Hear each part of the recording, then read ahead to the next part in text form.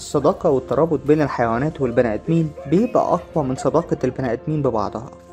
الفيديو ده بيثبت نقاء وحب الحيوانات اللي خالي من غير أي مصالح. النهاردة هنتفرج مع بعض على حيوانات بتقابل صحابها بعد فترة طويلة جدا، فجهز نفسك ومناديلك ويلا بينا. حتى الحيوانات البرية ما بتنساش صحابها. الحيوان ده تم إنقاذه من 3 سنين ومع ذلك ما قدرش ينسى صاحبه.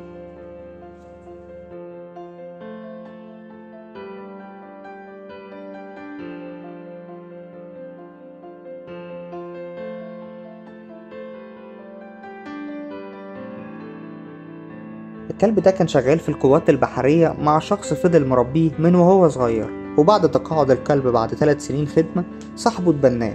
اتفرج على لحظة اللي شافه فيها.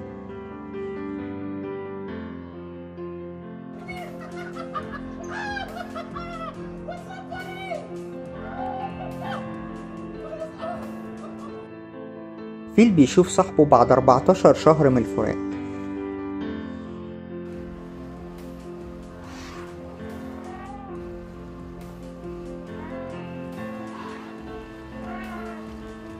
شمبانزي مش قادر يمسك نفسه من الفرح بعد ما شاف الناس اللي أنقذته وهو صغير، بعد ما لقيه في الغابة وهو مكسور من ضلوعه.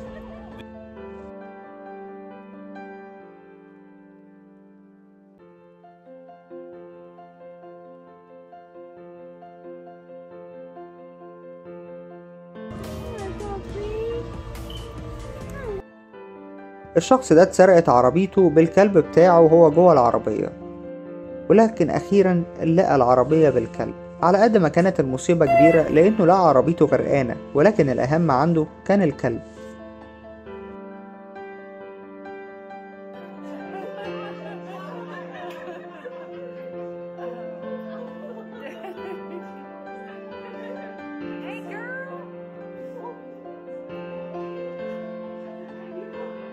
الأسود معروفين بالوحشية، ولكن اتحولت هنا لقطة لما لقيت اللي أنقذها من سنين وما قدرتش تنسى معروفه معاها.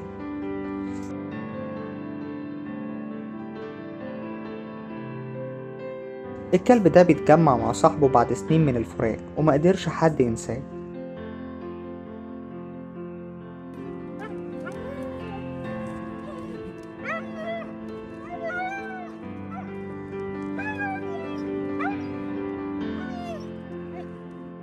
فرس النهر حيوان شرس جدا وغير متوقعين بالمرة، ولكن ده مش معناه انه ما عندوش مشاعر. اتفرج على الحيوان الشرس ده وهو بيتجمع مع الشخص اللي انقذه وهو عنده اسبوع واحد، اتحول لكلب حرفيا.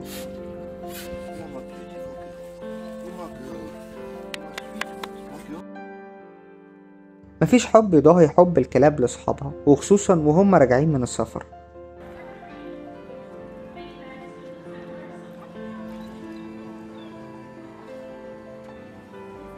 الأسد ده تم إنقاذه من السيرك عن طريق سيدة اعتنت بيه لحد ما كبر وبقى جاهز يقعد في بيئته الطبيعية، ولكن للأسف امتنع عن الأكل والشرب لسبب غير معلوم.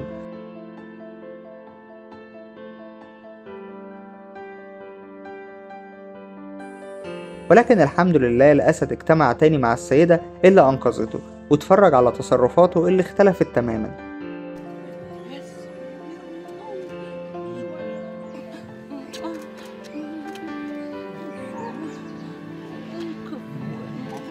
القصة دي بقى ما بتحصلش غير في الأفلام. سيدة كانت رايحة مأوى للحيوانات عشان تتبنى حيوان، ولكن عن طريق الصدفة العجيبة لقيت كلبها اللي ضايع منها من 3 سنين. الكلب ما كانش مصدق نفسه حرفيا.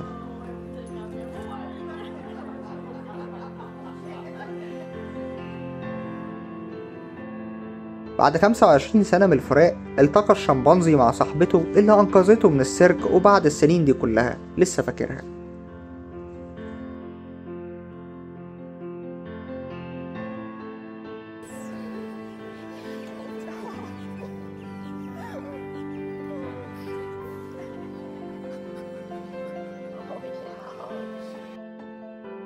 الأسد ده كانت متحضرة له مفاجأة. الأسد كان عارف هو راح يعمل ايه لحد ما سمع صوت صاحبه اللي رجعه الغابة من سنين. بعد 6 سنين من ضياع الكلب ده اتجمع تاني مع عيلته بمعجزة.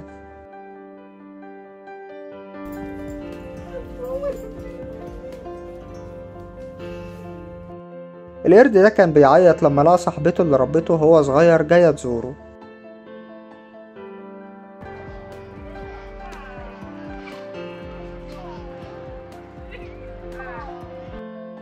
الكلب ده تاه من صحابه من 7 شهور في الشارع،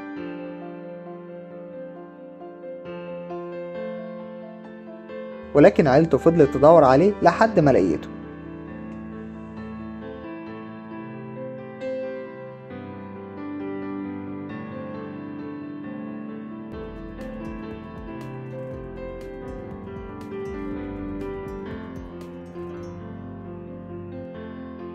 كلب ما شافتش صاحبته لمدة 2 سنين.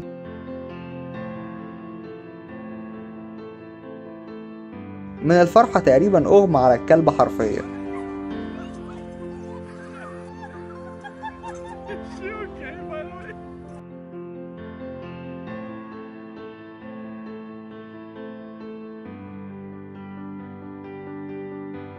أول مرة أشوف علاقة زي كده بين إنسان ومجموعة فيلة. الإنسان ده أنقذ العيلة دي من الفيلة وهي صغيرة، ولحظة تجمعهم ببعض الصراحة من أجمل الحاجات اللي شفتها في حياتي.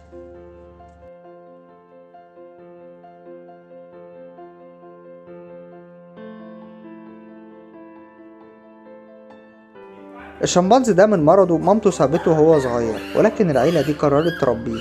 حب الحيوانات غير طبيعي.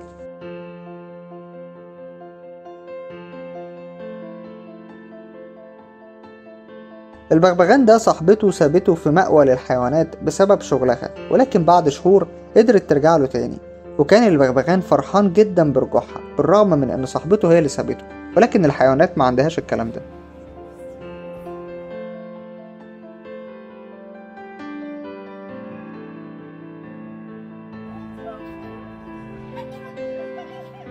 أنيتا بنت روسية بتحب الذئاب وبتحب تأكلهم وتعتني بيهم، وبعد شهور من الفراق الذئاب بتستقبلها كأنها واحدة من عيلتها.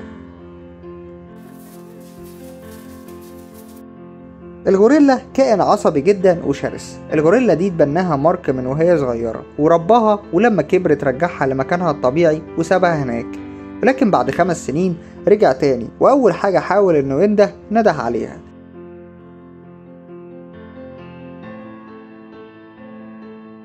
وما توقعش ابدا انها تفتكره، ولكن من فرحة الغوريلا فضلت ماسكة فيه عشان ما يمشيش.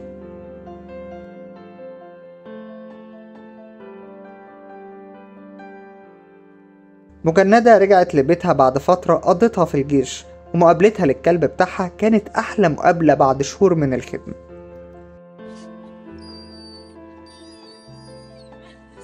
للأسف الفيديو خلص. قول لنا في الكومنتات برابطة بينك وبين أي حيوان بتحبه، ولو عجبك الفيديو دوس لايك عشان يوصل لباقي الناس، واشترك معانا وفعل الجرس عشان تجيلك فيديوهاتنا دايما. سلام.